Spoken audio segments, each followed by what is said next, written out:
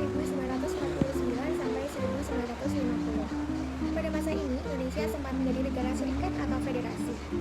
Sistem kedudukan Pancasila pada masa ini sempat terganggu karena mengikuti pemerintahan ala federal.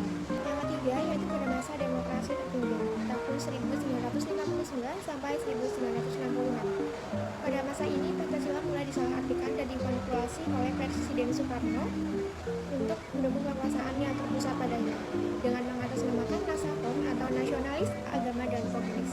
Yang keempat yaitu pada masa Orde Baru tahun 1969 sampai 1998. Pada era ini, pemerintah membuat semua organisasi dan partai politik menggunakan Pancasila sebagai satu-satunya dasar.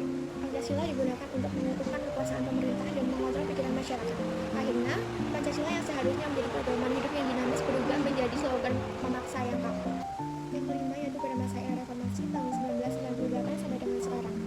Pancasila dikembalikan fungsinya menjadi dasar negara dan nilai hidup bangsa, bukan menjadi alat politik untuk kekuasaan. Kesimpulannya, Pancasila telah mengalami perjalanan yang panjang, mulai dari alat untuk fondasi pemersatu hingga menjadi alat politik penguasa. Namun kini di era reformasi, Pancasila kembali dihidupkan untuk menjadi pedoman hidup masyarakat.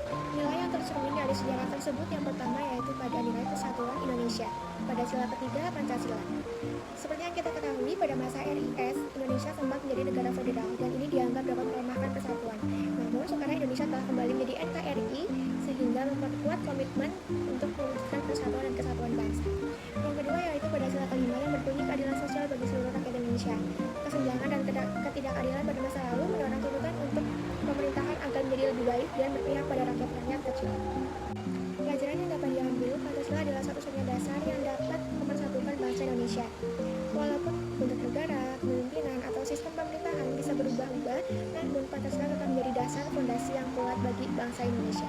Untuk generasi saat ini, Pancasila dapat menjadi pedoman di era globalisasi. Generasi muda tidak hanya didorong untuk memikirkan kepentingan pribadi atau